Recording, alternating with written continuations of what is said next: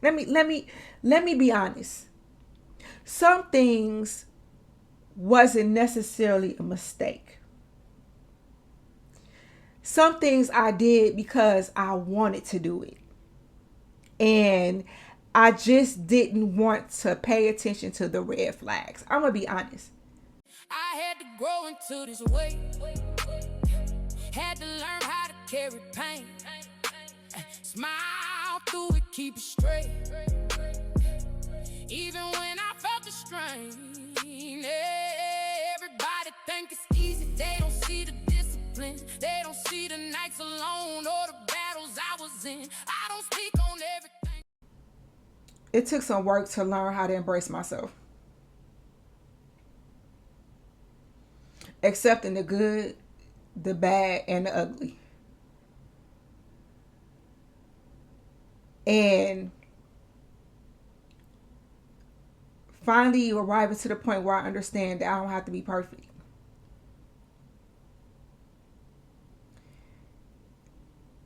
I realize that the mistakes I've made in my life has made me and built me into the person I am today. And it used to be a time where I used to beat myself up about my mistakes, questioning, like, man, why did I do that? Or how come I keep on getting myself in messes? But then I finally realized that if it wasn't for the messes that I made in my life, I wouldn't have known what areas I needed to work on. Insecurity is real. Sometimes we could be insecure and don't even realize it. And on my journey, I realized that some of the mistakes I made was in relation to being insecure. Having confidence don't have nothing to do with a look. Sometimes we think that confidence is only attached to a physical thing, but it's not. When you struggle with insecurity and thinking that it's hard for you to do certain things because you feel like you are not capable, or other people do it better, or maybe it took you longer to arrive to a certain destination where it seemed like other people may get to it fast. That's kind of like some of the things that I struggle with. So on my journey of accepting our versions of myself, I realize I'm one of those persons that I'm picking up the pieces later in my life. And arriving to the point where I realize that it's not too late. But accepting our versions of myself really began with finding value in my mistakes. One thing about a mistake, you can either choose to look at it as something that you regret, or you can look at it as something that happened that you were able to build from. And in this stage in my life, I recognize my mistakes as being something I can build from. And so I'm going to start by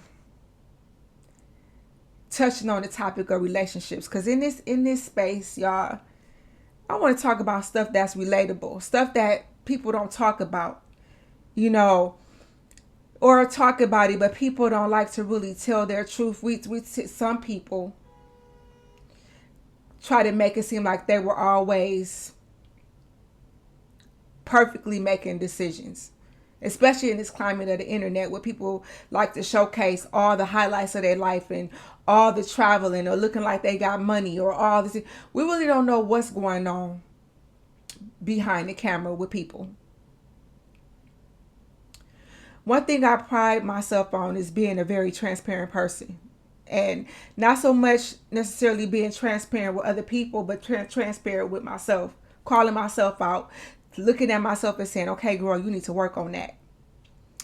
And one of the things that happened most recently in my life is it's like almost 3 years ago now, I went through a situationship. Now, really, I got remarried, but because I really don't count it, I call it a situationship. I got remarried and I stayed in that relationship for 4 months.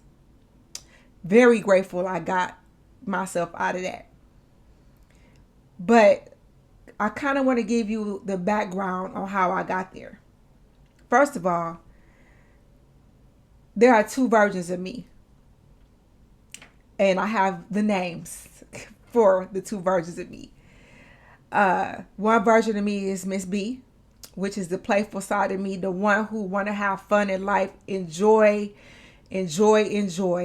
take risks. Sometimes not always thinking about what I'm doing, but like kind of just leaping. That's the Miss B side of me. However, if it wasn't for that version of me, I wouldn't be enjoying my life the way I do, right?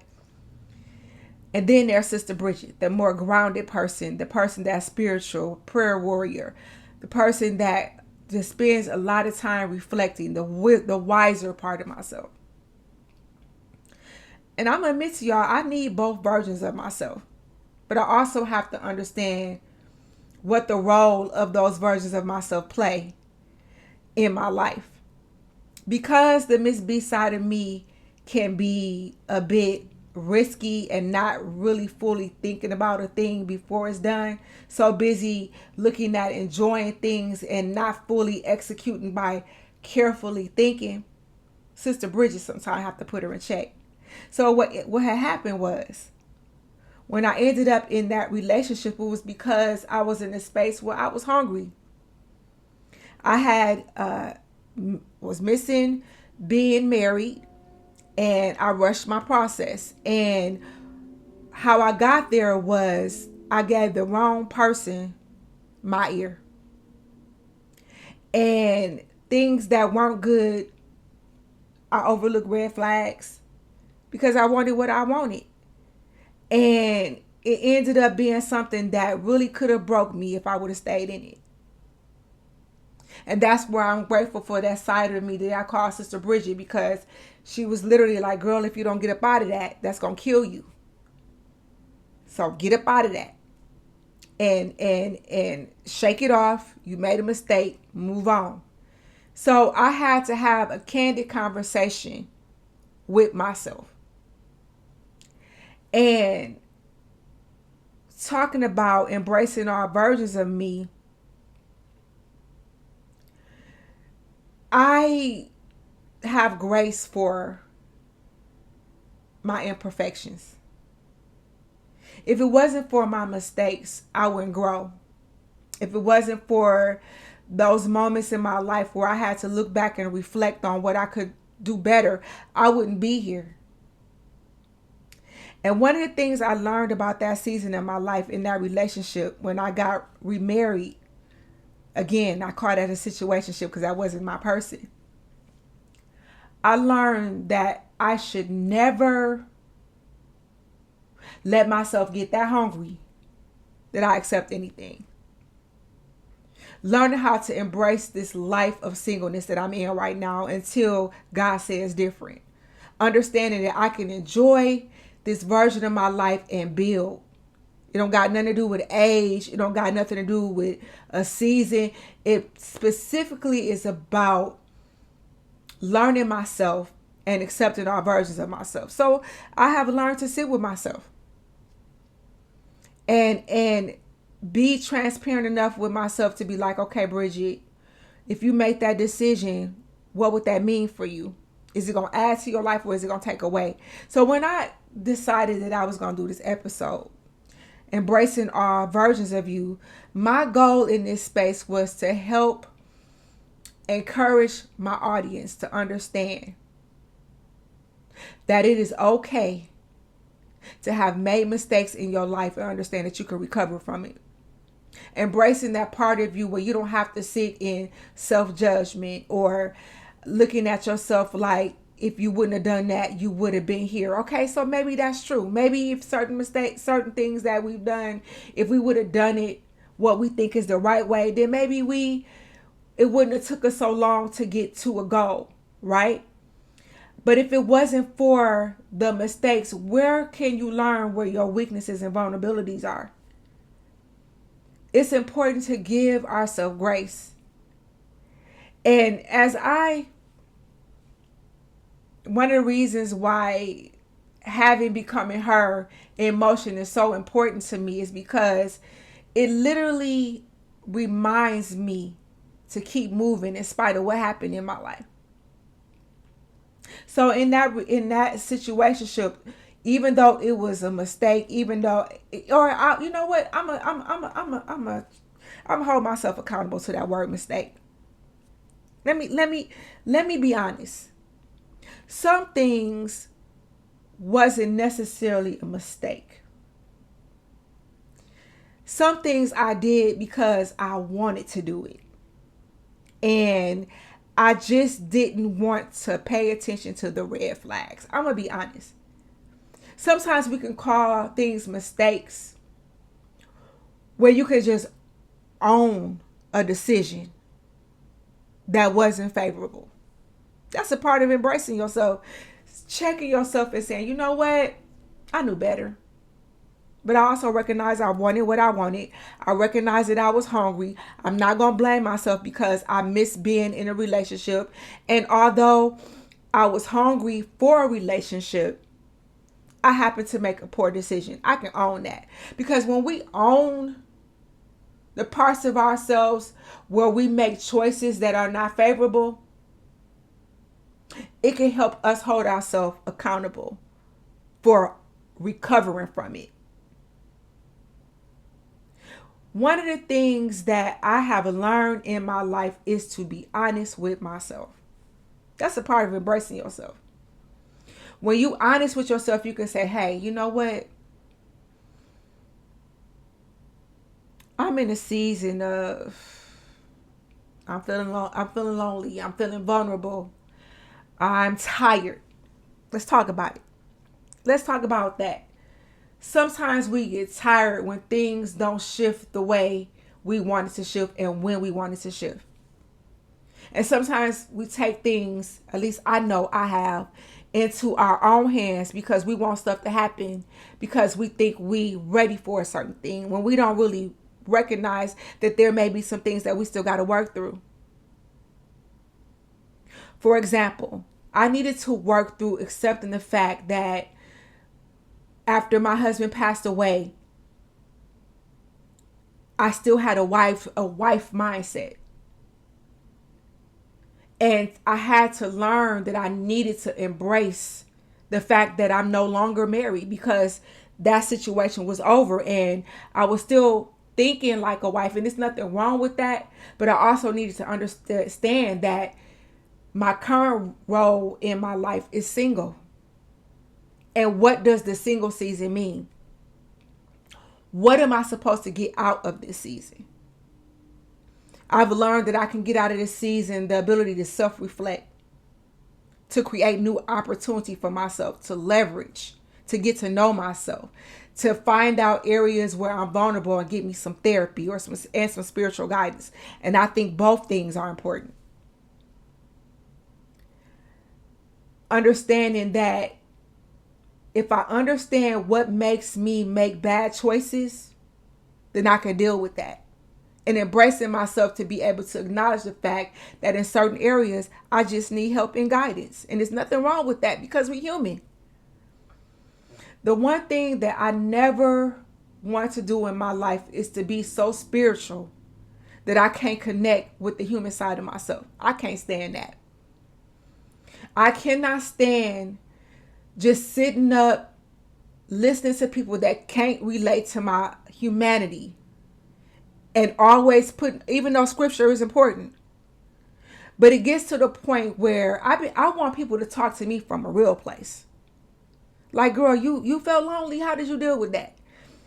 You've been single for 16 years. That's a long time. How do you deal with your moments? When I was going through my hungry season, missing my husband and didn't know what to do with that. If I had somebody that was transparent enough with me to tell me that, you know what, sometimes you do feel some type of way. You do like get in spaces where you get tired of that. You get tired of showing up strong and acting like everything is okay. You get tired of trying to be holding everybody else together, and inside you feel like you're falling apart. It can get to the point where, at least in my life, I got tired of dealing with people that only wanted to talk scripture to me but couldn't relate to my pain. I wanted a woman to talk to me from the gut, like from the gutter. Like, girl, yeah, it's gonna be a little rough sometime. You know, learning how to sit in that and understanding that, how do I deal with a season that's rough? Or even on the other side of this journey of embracing all parts of myself. If I shifted from talking about a relationship with a man, let's talk about relationships with our friends. Sometimes we could be vibing with friendships and feel like you got your road dog for life, and then to find out that person ain't even your person.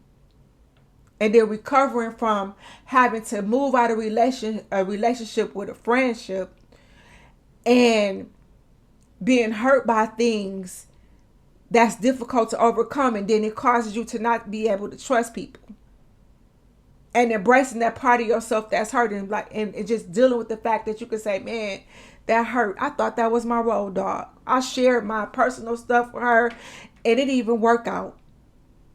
I thought I could trust this person, and then I find out I can't. And now I don't know what to do with my heart because I don't trust women no more. Because every time I try to get a friendship, I get hurt.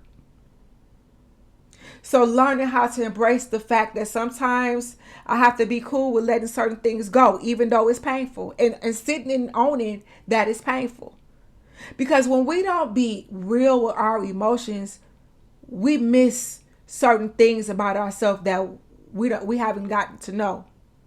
If we only try to put a band-aid on our emotions and not really deal with the feelings that we have to walk through when we're going through certain things in our life, it causes us to stay stuck. And the truth of the matter is, shift happens so many times in our life where sometimes if we are not well grounded within ourselves and we don't know how we handle our emotions or how we sit in a moment of dealing with our emotions in a real way and saying, you know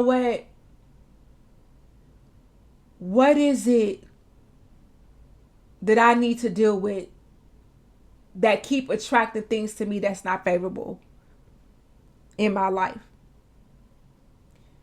And one of the things that I learned about myself as I have been learning to embrace myself is dealing with the places of insecurity that I didn't know that I had. For example, I use the word making choices out of being hungry. And learning how to deal with my hunger without inserting a person there when I'm not ready for a person to be there. I have to get to the point where I deal with the hunger. So I had to learn how to deal with the fact that I would never, and I mean this with everything that I love, I would never allow myself to be in a relationship again with an unready man. And I had to embrace the vulnerability inside of me and deal with that.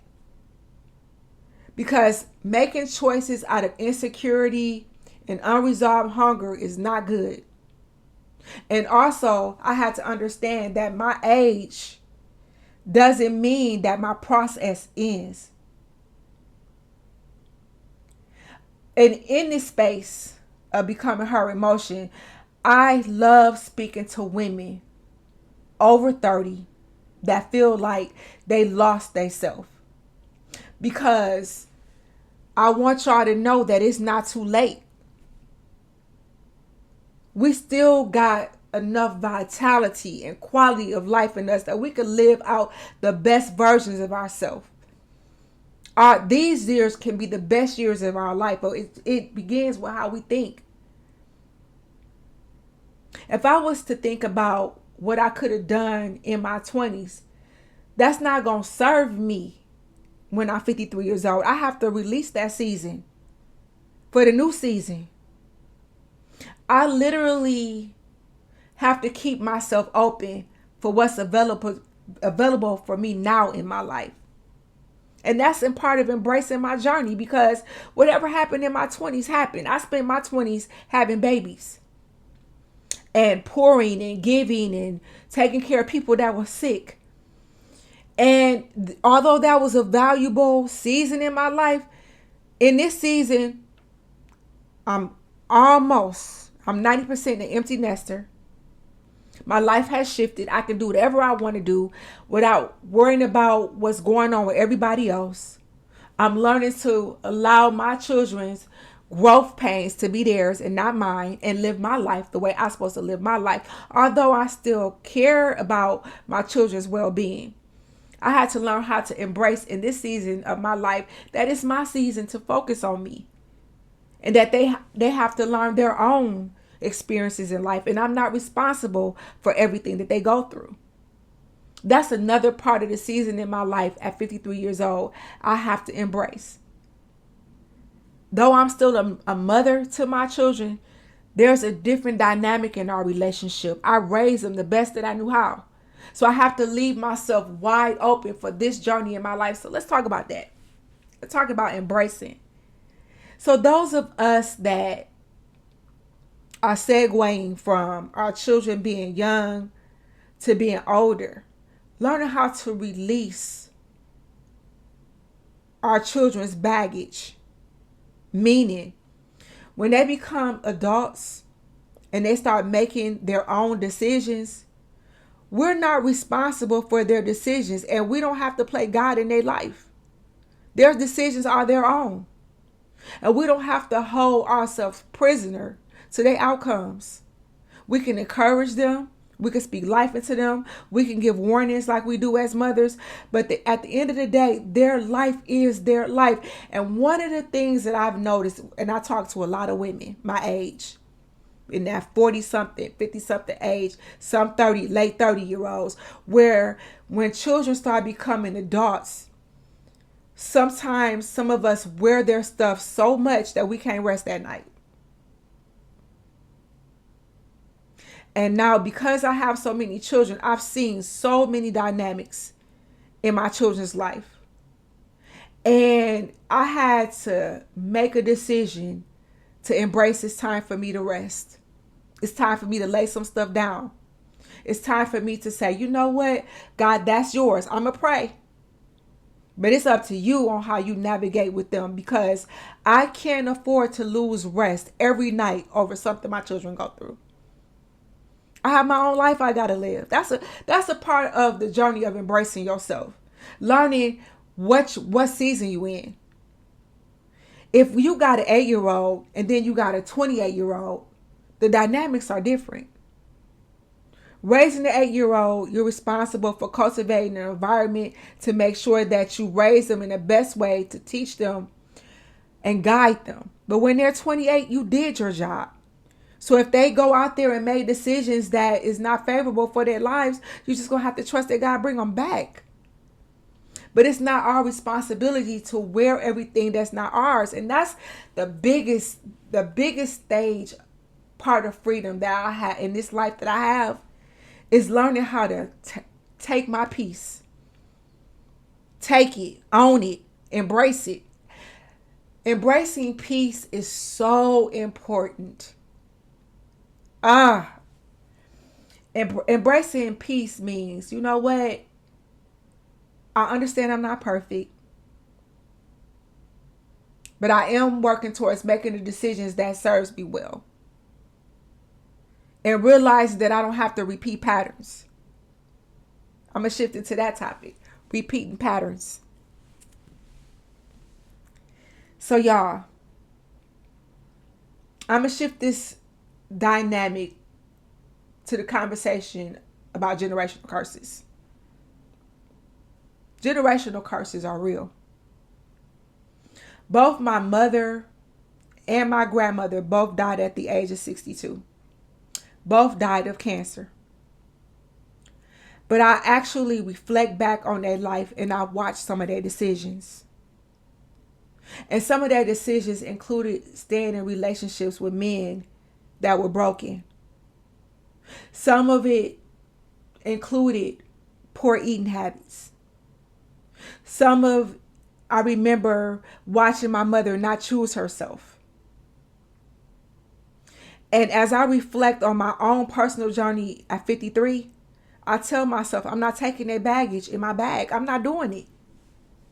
Part of embracing myself is choosing what I want to put in my bag and what I want to take out. It's important in life where we understand that we don't have to carry heavy bags that belong to somebody else. I can both be grateful for what I've learned from them, but I can also choose that certain things that I watched and witnessed, I don't have to take. I'm responsible for my peace. And it's not about blaming them for things that I didn't get from them, because people can't give you what they haven't gotten. But I have made a conscious decision of what I want this season of my life to look like. And what this season looks like for me is peace. What this season looks like for me is being in great relationships, great friends, even if I had to release old friends to get to the right ones. And then owning the fact that sometimes some seasons in my life is just sitting in isolation for a season until I get to know myself and I know what to embrace. The truth of the reality is, if we don't know ourselves, we don't even know what to embrace. For example, one of the things that is helping me on my journey to becoming her is pulling off layers and releasing myself of things that I cannot change that were already done.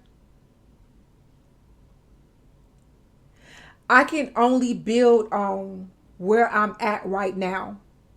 And whatever bags was in my past luggage, that's that.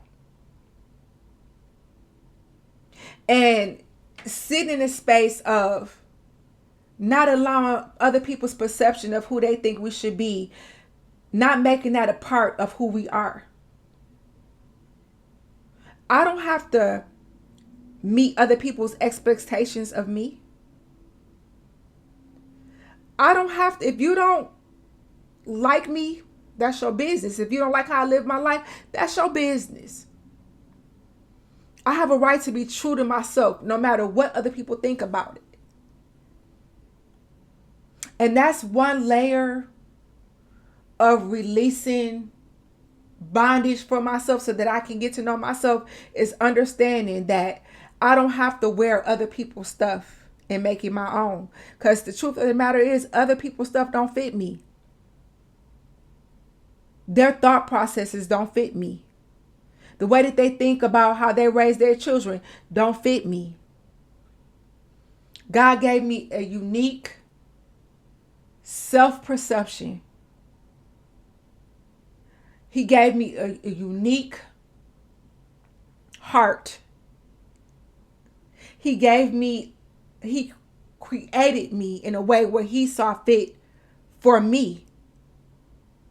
So I don't have to worry about or take on other people's perception of me, because their perception of me is really not my business.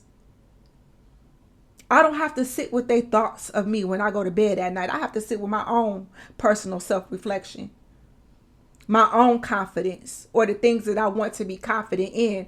I have to sit in what I want to dream for. I don't owe my dreams to other people's approval. My dreams are my own. And one of the things that I'm also embracing in this part of my life is enjoying the fact that I realize that being in my 50s is a brand new beginning. Sometimes I find it funny when I listen to men say, I don't want no woman that's in her 40s or 50s. I want me a young one. Okay, cool. You can do that. But just understand that just because they say that, what they got to do with me? Whatever's for me, I'm going to have. And I can have the best man, the best ready man. If I choose myself first. Because if there are clowns that saying things like that, they're not a part of my journey. That's not for me. And if a person can look at me and count me out because I'm seasoned, that's just something they're missing out. Do you really understand how many beautiful, especially nowadays, beautiful women over 30, over 40, over 50, over 60, that's doing amazing things, keeping their skin together, going back to school, taking care of their teeth, raise their children, got their own, not depending on nobody for anything else. And understanding that they more than enough with or without somebody in their life. And embracing that and not looking at it like it's something wrong with you because maybe marriage haven't happened yet and you were in your late 30s, your 40s or 50s. Maybe it didn't happen for you yet, but that doesn't mean that you're not worthy. That doesn't mean that you're not qualified. You have everything that you need without someone. Now, if it happens to happen in your life, cool. But if it don't, cool. But embracing yourself is accepting your seasons. So that when a new season show up, you're ready for it. So, y'all, I'm all for living out the life that you deserve. The graveyard is full of women that never experienced quality of life. So many people leave here never really getting to experience the life that God really have designed for us. And then also, like, we don't have to handicap ourselves by acting like something we not. Just because I love God don't mean I have to walk around disconnected from the world. There are things in this life I'm supposed to enjoy, and I don't have to wait till I get to heaven to enjoy it. So with that being said, and I absolutely love this conversation with y'all because, listen, when you begin to embrace yourself, you're going to find out some things about yourself that's going to make you excited. It's going to make you ask more questions to yourself about yourself, asking yourself, what do you want? What do you need? All the things. So I'm going to segue into something that I said I was going to do in the beginning of this podcast. I said that bring your heavy bags because we're going to unpack them. So I got some bags for us to unpack. So one of the things that we're going to do on every episode is unpack our bag. In some of our bag, we may have bags of trauma. Some of us may have bags of insecurity. Some of us may have bags of fear. And every episode, I welcome my viewers to ask me some questions on how they can unpack their bag. So, one of my viewers actually sent me a request. And in the request, it was a particular thing that they wanted me to focus on. So we're going to pose this session on this question. The question is, can you name some of the things that you're struggling with? So when you consider some of the things that you're struggling with, what could you be struggling with could it be something in your mind that you're struggling with? Are you struggling with depression? Is it something in your body that you're struggling with? Are you struggling with learning how to do self-care and learning how to eat right and exercise? And then the other thing, what are you struggling with in your spirit? Are you wrestling with understanding how you want your relationship to look like with God? Or are you committed to a time in your life where you might want to choose therapy? So the question is focused on name one thing in your life that you're struggling with. And that thing that you're struggling with, Take the steps to work through that, whether it be therapy, whether you're getting you a new fitness routine, learning how to eat right, anything that you are struggling with, I encourage you to write it down so that you can release it from your trauma bag. And as we segue from our trauma bag, there's another bag that I want you to load some stuff in. So we got one bag where we're taking something out and one box that we putting something in. So in this box,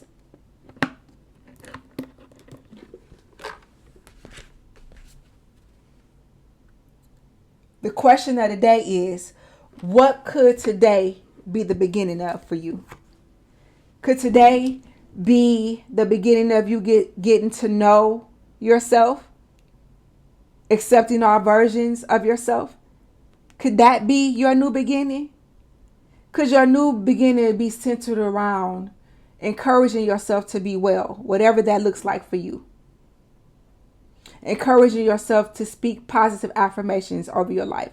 Whatever it may be for you, consider what could be a new beginning for you today.